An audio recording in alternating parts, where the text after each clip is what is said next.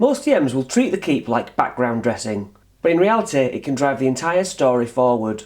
In this guide I'll show you how. Because I'm Chris, and I'm here to help you DM better, prep faster and tell epic stories. Area 1 of the keep. As they stumble up to this keep, they'll see people on the battlements. There's a drawbridge, 2 guards, Bartho and Gala, who will shout over this moat, "Do you bring peace or trouble?" Which seems a stupid question. I'll just say peace, won't I? And then kill you all. Now these guards can point the party to anywhere in the keep, obviously. But your players might decide they want to look for a particular place first. Reporting to the Castellan as put forward by the guards is usually the best option. But as I say, finding a place to stay, finding a shop, or some other needs might be put forwards. The guards will suggest doing jobs around the keep, because everyone's expected to earn their way. And cash can't be turned down. Barthor himself will try to push off his chores onto the party, saying that he needs to stay well rested and vigilant. What could those quests be? Delivering a message to another NPC? You could allow the players to invent that message. What message does Barthor want to tell so-and-so? And that way they could make up their own story thread from that. Maybe you'd ask them to mediate a dispute, such as who can keep the pigs in an upcoming divorce. How about chasing down a pickpocket or a troublemaker? Or the usual, go gather some ingredients to give to this person and they'll reward you with such and such. These jobs are useful because they can help learn the layout of the keep and who is where. So Area 2, the barn. It's 2 stories high with animals on the ground level, stables and such, and then climbing up into the hayloft is, well, hay. Cornflower is a friendly halfling who will allow the poor to basically sleep in her hayloft for free. But she'd like a few jobs doing if possible. She can give them some coin.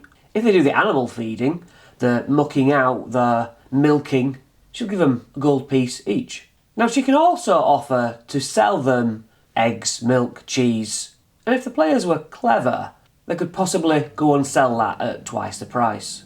Cornflower has another problem though. She's lost some goats. Equal to the number of players, you roll a d12 for where those goats are. I like that, I think it's fun. Plus it's another 1 gold piece for every returned goat. So it's like survival checks to look for tracks, and you can go on persuasion checks some locals to say, have you seen a goat around here? Where did you see it? Where was it? And they point and say, oh it was up that way. By the way, this is all what the book gives us, but stick with me through the later half and I will give you extra content.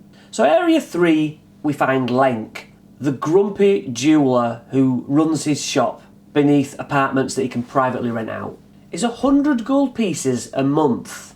To be fair, the room comes with a decent setup, and there are plenty of gems out there in this adventure what are all 100 gold pieces each. So this could provide a home base to expand this adventure upon. But ultimately, the end of this keep section also grants you a better room. So Lenk has got a little bit of a business idea. He wants to create some strong boxes and sell them to protect people's valuables in the town. By that I mean keep. The keep is essentially the town, isn't it? He's got a few prototypes that different crafters have made him, and he offers the players, try and crack into these prototypes, see if they're any good. Now you allow the players to pick magic or melee or lock picking, however they want to get into these lock boxes, and inside each one is 5 gold pieces, which is theirs should they get in. If no box is got into, Lenk throws them a gold just out of pity. Area 4, Callista, is a dwarf who can be heard clinking away on an anvil in a hot smoky smithy. You've got metalwork hanging on all the wooden beams, armour and weapons are clearly being made, and also mention the ingots that are piled up to be used later for such metalwork. Now getting into conversation, Callista will remember a time when the keep was attacked and she noticed that her own insignias were on the weapons attacking. So now she vows to only make weapons for the soldiers here in the keep. But come on, everyone's got a price. She will brand your leather items and other things, whatever the players can think of. Callista will offer 5 gold pieces for anyone who will take those rusty piles of metal weapons, melt them down, and then pour that melted iron and stuff into ingots. This is done with a couple of skill checks. If they mess up 3 checks, then Callista just resigns to doing it herself. Area 5 is a general store, filled with shelves, boxes and trinkets. so allow your players to spend some money on useful items. Ruckus, a halfling, runs this store. We get a handout even included. Well, there's plenty of handouts you can print out online for shop stuff. This allows a shopping scene to take place and some inventive thoughts with the items they buy. As a character, I always buy chalk. I find it really useful. A sign to the room at the back says there's a ghost there, and Ruckus will explain that he's been smelling smoke for days, and he actually saw a cloaked figure smouldering one day. He had a flagon of beer and he threw it over the thing, locked the door, never entered again. So this is a potential investigation to defeat the ghost. So they go in and sleuth about a bit, expecting probably a combat with a fire method or something. They will eventually discover a box of odds and ends with a magnifying glass in it on a hot day, shines on a cloak, now beer stained, which is over the back of a tall chair or something. So Ruckus is overjoyed that it's not haunted and he'll give them 10 gold pieces each. So Area 6 is the trader's shop. It's run by Alara and her 2 sons, but they're currently away watching soldiers practice. They really want to be soldiers and not shop assistants. Okay, so to bring trade to the Borderlands, you've got to be brave, as the land is dangerous out there. And Alara will say, one of my cats is late, I'm a bit worried. Maybe you can walk down the road and see if you can find where it's got to. You know, maybe a wheel's fallen off, it could use your help, got lost. I mean, the PCs might be able to find it and charge money to escort it safely back to the keep. The reality is that a grey ooze glob has eaten the driver. When they approach, they will see the glistening crates. And at some point, you can have the glob attack. This ooze only has AC of 9, it's easy to hit really. Only an average of 19 health, but its corrosive form means that when you do hit it, you get splashed with acid damage yourself. When the wagon reaches the shop, Alara will be shocked to think that her kids could have been hurt in this, so she awards 5 gold pieces each to each person, instead of 1. Okay, we are halfway through what's written, and after the next half, I'll try to make it more fully formed, with new suggestions to improve this booklet. Area 7 is the bank, and that's run by Quink, a halfling, who sits in there behind a counter, with only one guard outside called Yvette. Now there is a vault in the back, it all gets locked up at night. Now anyone can get a loan up to 10 gold pieces, you can waive that, do as you please. But bear in mind, the bank might not get it back. The general interest on a loan of 10 gold pieces is 1 gold pieces a day extra. It's also meant to be a safe place to put the player's valuables. Well, I say safe place. Quink will lean in and say that the guard Yvette is not great, as there was a break-in while she was on duty. Quink offers 20 gold pieces to do a stakeout and catch the robber who's likely going to come back. But the issue must be resolved peacefully to keep it hush-hush amongst the residents. So yeah, if you can get the players to do a stakeout, maybe give a few red herrings, people loitering around, and then a masked figure does approach, and start lockpicking the bank's lock. This is the guard, Yvette, in a civilian disguise but with masks and black cloak. Now Quink will pay the 20 gold as promised for catching the robber, and it says 10 extra gold if they reveal it's Yvette. So realistically you've got a decision to make here where you can push upon the party. It would break his heart to know that Yvette did it. Maybe it's his family, long distant or whatever, or his girlfriend, I don't know. But you could sort of have them debate with Yvette, would you like him to know, shall we tell him, and I don't know, bribe Yvette. Area 8 is the Traveller's Inn run by Haldrick, a dwarf who we met in the wilds in his hunting spot. Now his inn is nice and welcoming and has tiers of comfort levels. An open fire warming the common area is available to put down your bedroll for the night. And you can pay extra for plush wool blankets and pillows, things like that. But the actual proper beds here are 1 gold piece a night on this common room floor. If you'd like to step it up a level, there are 6 private rooms, each with 4 beds in the rooms. And they are bug free. They cost 5 gold pieces a room. Now, do a roll, whoever rolls lowest finds actually a bug in their bed. This could cause a good scene. Confronting Haldrick about this bug, and he'd be mortified. Would he give the room for free? Would he say that they planted it? Now the job Haldrick has is to wake up 3 guests among 12 sleeping residents. all in the common room. They want to be awoken before sun up. So DMs are asking for stealth checks, I guess. And any fail kind of riles one of the other visitors who didn't want disturbing so early, and they will complain to the manager in the morning. Maybe a pillow gets thrown at the player, and that resident can spread some rumours bad-mouthing them around the keep. But 3 successful awakenings grants a stay in a windowed private room for free for one night. You get 5 gold pieces for waking the 3 correctly, and 10 gold pieces extra if all 3 were done without any failures. Area 9. The Drunken Dragon is run by Umbrusk, a human who is the uncle of Malin.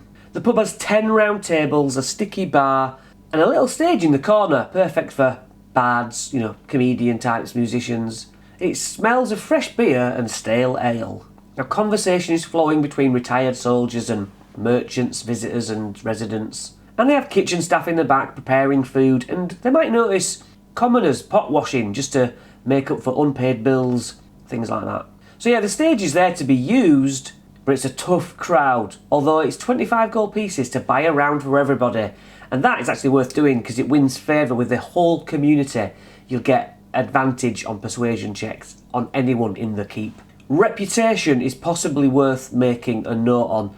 The renown spreads word about the party in the town, and they're viewed better or worse by everyone around. We have a rumour table to start conversation points. Well, the focus in this pub is really the chug contest. It's 5 gold pieces for entry. You get 3 pints poured, and that's 3 checks to try and chug it down in one. Whoever's taking part player-wise, always remember to add at least one NPC for them to compete against, really. Because there's first, second and third place to be won. 25 gold, 15 gold, 10 gold. And you re-roll ties. Yeah, they can use magic, yeah, they can fake it, sleight of hand checks, whatever they need to do. 10. A stately home with the largest collection of books and scrolls in the keep. They could research history, magic, or the creatures in the lands outside. And this is commonly where a DM gets tripped up.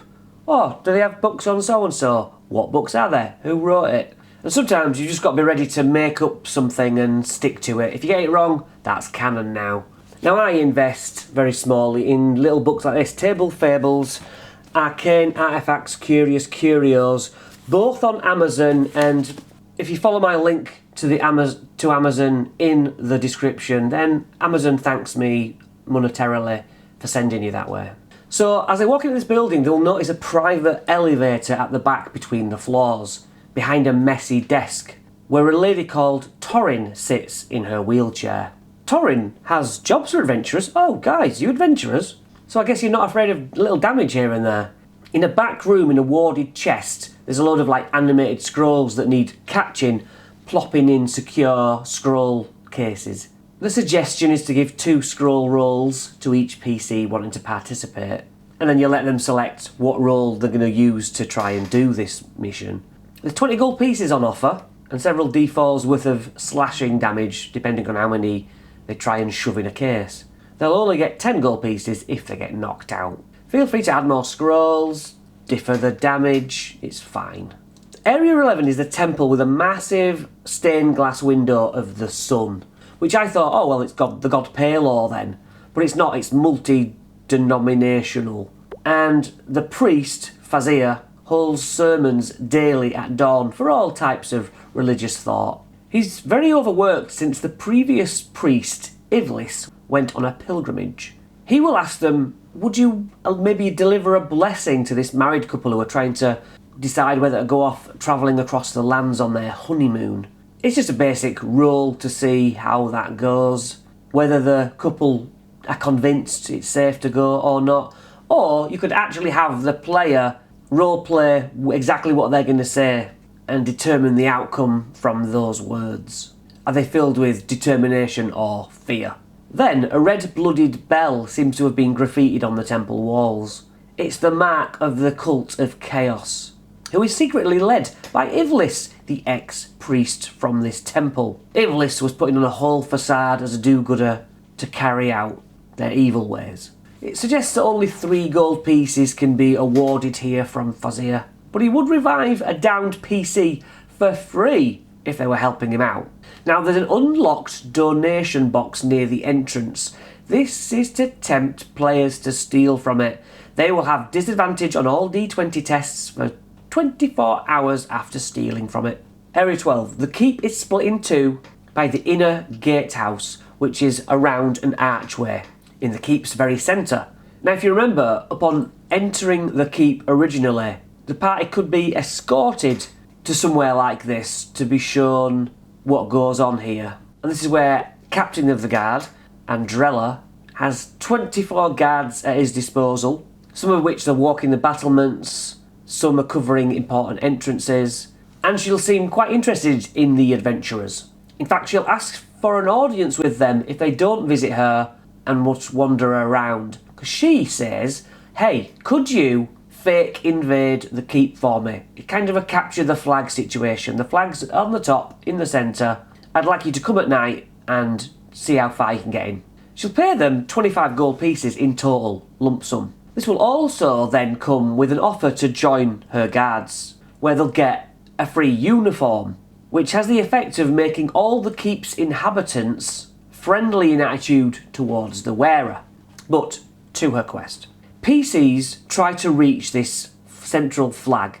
They've got 8 guards patrolling at night. Now each PC can split up and try different methods at getting to this flag, but a failed check has 2 guards see them and try to arrest the fake invaders. Now they're instructed not to harm the guards, so they could very well be arrested for the night. So if any PC reaches the flag, Andrella will pay the party 25 gold.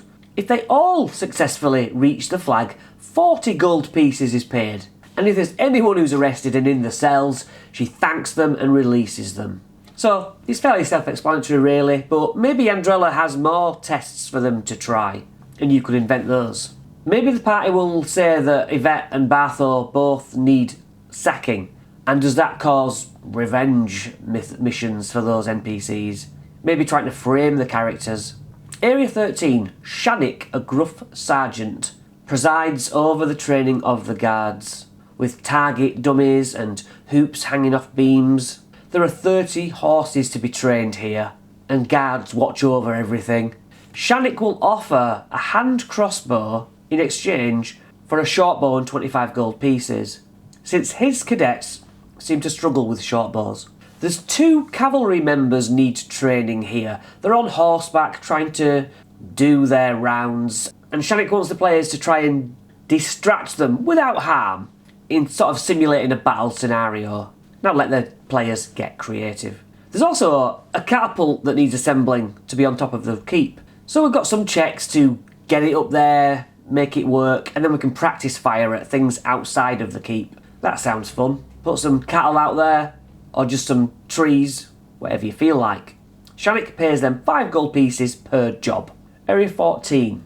The fortress itself is how we imagine those medieval banquet halls. The commander of the keep, Castellan Winval, sits surrounded by advisors, taking meetings with the public and merchants, while the guards line the room.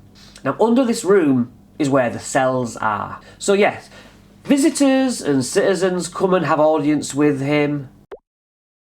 And there's also a dwarf named Dwern, who can be at the Castellan's side or in a side room at his own little office, furiously scribbling in a large ledger, noting down the deals what are made and the business being done. Dwern himself can offer the party a gem worth 100 gold pieces, as they all are here, to visit at least 3 wilderness areas so that a map half drawn can be fleshed out for him. This is a good way to get the adventurers exploring, and why it's a good way to start the guys here rather than out in the wilderness. There's also an elf advisor called Elandra. She greases the wheels of business in the keep. Quite shockingly, she will say, if you help out 3 businesses, I will give you a magic item. Now don't forget that we know that the jobs also give their own cash reward. Now, as for Winval himself, he requests that the caves up in the northeast be rid of any monsters, and apparently a cult is working out of there. To get them to go, I would just maybe hint that great wealth is the reward for when they get back. which it kind of is, because it gives them a really, really nice room eventually in the keep, which can't be cheap. He will also suggest, if you haven't, speak to Dwern, speak to Elandra, just to kind of give them a sense that there are quests to be done here. So once level 3 is reached, by many different ways, and you're ready to conclude this adventure, or at least the written elements that the set provides, have the Castellan throw a celebration in the hero's honour. Now the various NPCs that they've interacted with can come over and say thanks and wrap up any loose ends of stories that have been created. And then a document is given to the players allowing them to have a special fancy room at the keep. This allows more adventures in the Borderlands if you need to go out there. You know, you can bring in your own written adventures or pre-written adventures, tie it in, this is their base. Although once they reach level 5, you can award them a bastion, each or combined. And then they've got a keep of their very own, really. So, I'll be covering the Caves of Chaos next, but we're not done. I'm not satisfied. This is fundamentally how D&D works. You look at what you've got, and you twist and turn to your needs. Now I can only offer what comes to my mind, but also let me know in the comments how you would add to this. When the adventurers arrive and they see all these NPCs, you've got to remember that all these people have hopes and fears and secrets. And starting with Castellan Windval, I like the idea of playing him that is hearing whispers beneath the surface of deserters from his guards and there's odd shipments coming in. Now, you can have the Castellan have an audience privately with the players. He calls the adventurers in to monitor basically suspicious activity, track people who arrive late at night, you know, merchants with oddly empty caravans, or listen to soldiers muttering amongst themselves. So the information that they gather can overlap with Elandra, one of his advisors, actually smuggling. Maybe involve Yvette's thefts and the cult graffiti around the keep. And Windval will take these pieces and build a jigsaw picture that there is a conspiracy brewing. So Elandra, his elf advisor, maybe ask the party to move some crates to the keep's storage, and in that storage they discover that there's some illegal shipments in here. Illicit goods, maybe cursed items. The buyers of those goods are tied to the same smugglers who perhaps bribe the guards. Have these illegal goods, maybe counterfeit cheap knockoffs, appear in the market trade, and like fake spell scroll trinkets appear in Torrin's library. Trying to interweave all these things, you see. We could have Dwern ask the players to investigate why some of the guards are leaving their posts or sneaking out, follow their trails, inspect their living quarters. These guards are being paid off by smugglers linked to Elandra. Because don't forget, we've got Barthol the lazy guard outside.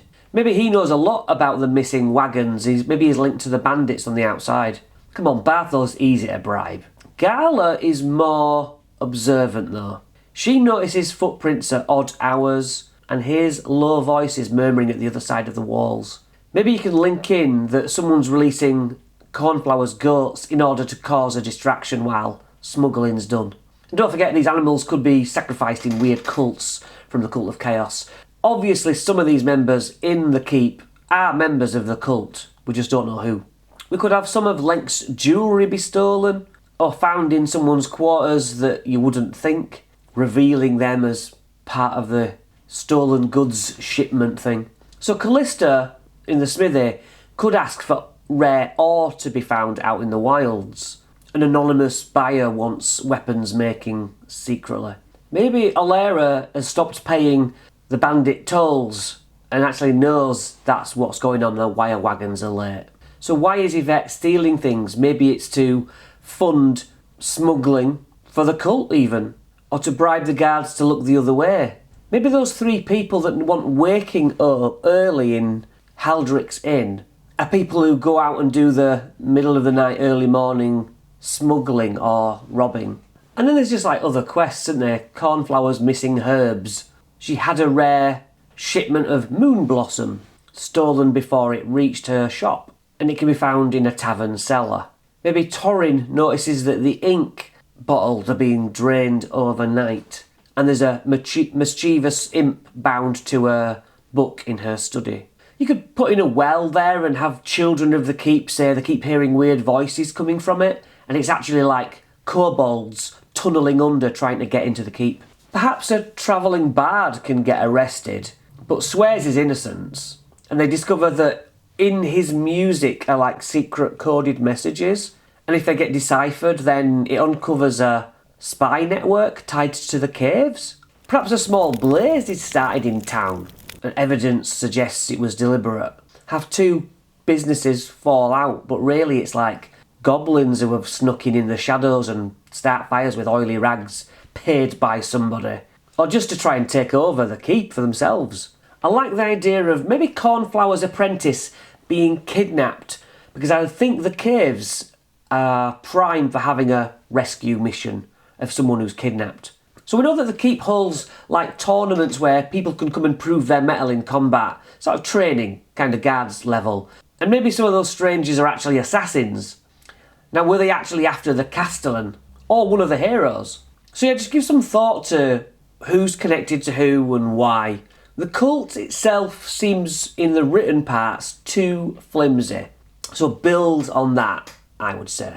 You got the bandits, you got the cultists, who's smuggling what, for what reason. And until next time, I'll see you in the next video.